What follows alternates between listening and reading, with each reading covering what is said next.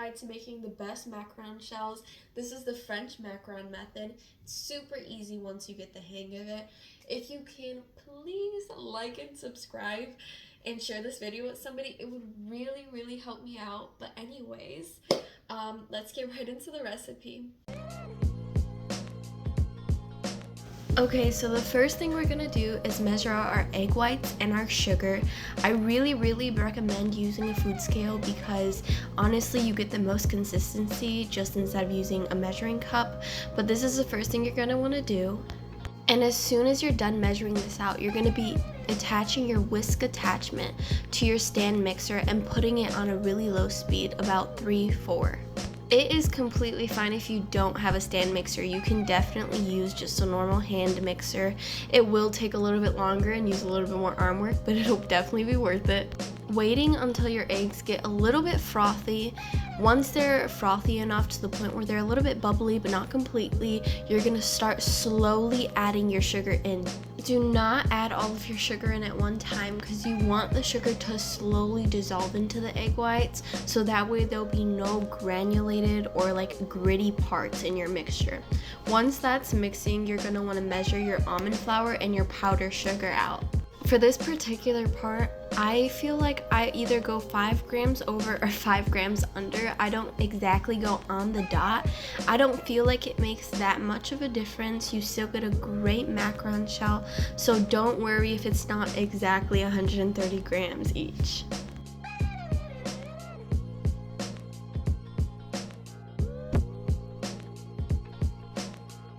Just whisk all of this together until it's really well combined to the point where you really can't even tell that it's two different flours coming together. Once you're done measuring out all of your dry ingredients, you want to put your stand mixer at a little bit of a higher speed, probably about an 8, just so that way when you walk away and come back, they can be really stiff and fluffy. You want it to get to the point where it's a really stiff peak. Okay, so this is exactly what you want. It's a super stiff peak. Everything's nicely together, super fluffy. This is gonna make a perfect macaron base. Okay, so your next step is you're pretty much just sifting all of your dry ingredients. Do it in about 3 portions into your really fluffy egg whites. This seems to be the part where more people tend to mess up. So when you're folding this mixture in, you want to be so gentle with it. Do not be rough with it, because if you are rough, you will deflate your macaron mixture a lot. I believe this is called a macaronage or something like that. I'm not completely sure. But yes, just be so gentle with the way you are handling these egg whites in this mixture. You want to so gently fold in the mixtures together until it's just combined. You're going to repeat this for about 3 to 4 times, so just be super patient because this does take the longest part and it's the most tedious, but it's definitely worth it not to just throw your whole powdered sugar and almond flour in, because you won't get the best macaron shell out of it.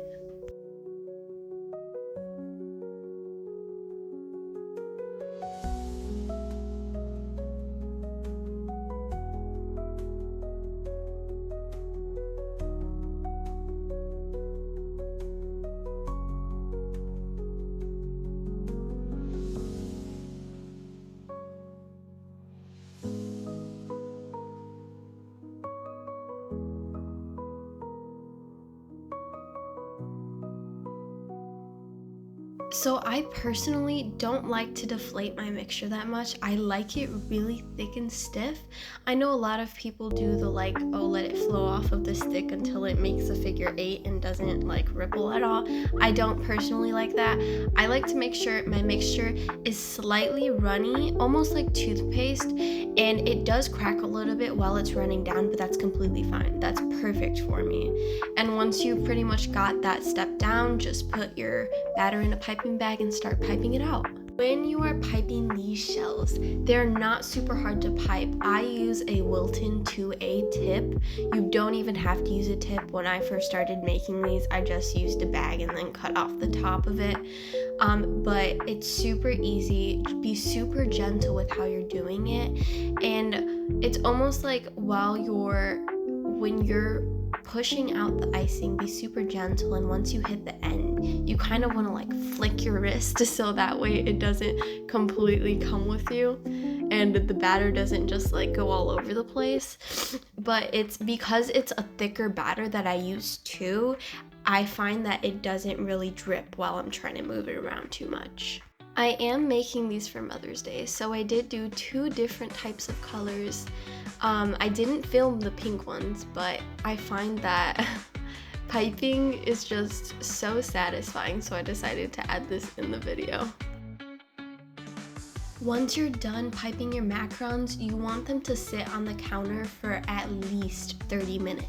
When you do this, it allows the macaron to kind of get like a really hard top coat over it, to the point where when you run your finger across it ever so slightly, it doesn't stick to you. It's like a very nice hard coat on the top. And in order for these to bake properly, you're going to be able to knead that.